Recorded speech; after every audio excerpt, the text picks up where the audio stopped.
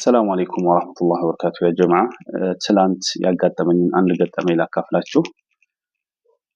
ይህ ገጠመኝ ከዚህም በፊት አጋጥሞኛል። በተለይ ደግሞ እዚህ አረብ ሀገር ላይ ለምትኖሩ እህቶች በጣም ወሳኝ ስለሆነ በደንብ ልብ ብላችሁ ስሙ። ልጅቱ ጓደኛዬን እያዋራችው ነው። ኒካህ ታሰራልኝ አለችው። በመጀመሪያ ቤተሰቦቿ ኒካህ ፈቃደኛ ሳይሆኑ ቀርተው በጭራሽ እሱ ልጅ አታገቢም ብለዋታል። እንደዛ ያሉባት ምክንያታቸው እንደ ቤተሰብ ትክክል ናቸው። ማንኛውም ቤተሰብ ሊያደርገው የሚችል ነገር ነው ማለት ነው። ስለዚህ እሱን በማግባቷ ያ ልጅ በማግባቷ ፈቃደኛ አይደሉም እና ፈቃደኛ አልነበሩም። እንዳትፈቀዱልኝ ሲላት አይ በሸሪዓ ፍርድ ቤት ታሰርኩ ትለዋለች። እሺ በሸሪዓ ፍርድ ቤት ከታሰርሽ፣ ልጅቱ እሱ ቤት ስለነበር የምትኖረው፣ በሸሪዓ ፍርድ ቤት ከታሰርሽ የሸሪዓ ፍርድ ቤት ኒካህ ያሰረላችሁን እስኪ ወረቀት ላኪልኝ ሲላት እዚህ ሳውዲ አረቢያ ነው የታሰርኩት፣ ሳውዲ አረቢያ ሸሪዓ ፍርድ ቤት። ይሄ እንግዲህ ውሸት ነው።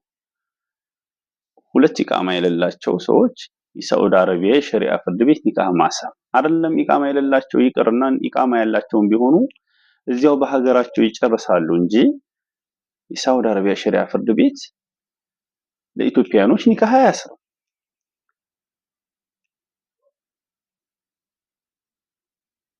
ስለዚህ እሷ የሸሪዓ ፍርድ ቤት የምትለው በሰፈር የታሰረላትን ኒካህ ማለት ነው። በየሰፈሩ ኒካህ የሚያስሩ ሰዎች አሉ አይደል? እነሱ ያሰሩላት ነው የሸሪዓ ፍርድ ቤት የምትለው። ቤተሰብ ባልፈቀደበት፣ ወሊይ እሷን ባልሰጠበት እንደዚህ አይነት ኒካህ አይሆንም። ረሱል ሰለላሁ ዐለይሂ ወሰለም ላ ኒካህ ኢላ ቢወሊይ ብለው ኒካህ አይጸድቅም፣ ትክክል ሊሆን አይችልም በወሊይ ቢሆን እንጂ። ወሊይ አባቷ ሊሆን ይችላል፣ ወንድሟ፣ ቅደም ተከተሉን ጠብቆ ማለት ነው። እነዛ የሷ ወሊዮች ካልሰጡ እሷን ኒካሁ አይሆንም። ቆይ እናንተ የፈለጋችሁት ማለት ነው ሐላል መሆኑን አይደለም እንዴ?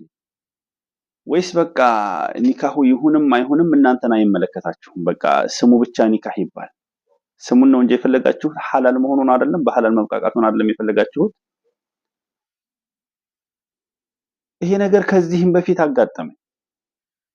የሆነ ቦታ ሰርግ ተጠርተን ኡስታዙ ወኪል የሆነልሽ ሰው የታለ ሲል ሲደወልለት ውክልና የወሰደው ከቤተሰቦቿ ውክልና የወሰደው ሰው ስልክ አንስቶ እኔ ማንም ያወከለኝ የለም ብሎ መለሰ። ቤተሰቦቿ ጋር ሲደወል አቋማቸው እንደዚያ ነው። ልጅቱ ተንስታ ሄደች። ያለ ወሊይ ዝም ብሎ ኒካህ የሚያስር ሰው አለ፣ እሱ ጋር ሄጄ ታሰራለሁ አለች። ሄደች። እንደዛ አይነት ነገር በጣም ያጋጥማል። ቤተሰብ እምቢ ካለ ቃዲ ይሰርልሽ ይባላል። የትኛው ቃዲ? እስኪ እዚህ ሳዑዲ አረቢያ ላይ እስኪ አንድ ቃዲ ያለ እስኪ ሀበሻ ኒካህ የሚያስር? ይሄን ስልጣንስ ማን ነው የሰጠው? የኢትዮጵያ ሸሪዓ ፍርድ ቤት ነው? የሳዑዲ መህከማ ነው?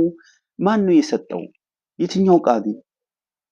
ቃዲ ማለት እኮ ይሄ ቀላል እኮ አይደለም እኮ። ይሄ በየሰፈሩ እየዞረ ኒካህ እያሰረ 100 ሪያል 150 ሪያል የሚቀበል ሰው አይደለም ቃዲ ማለት እኮ።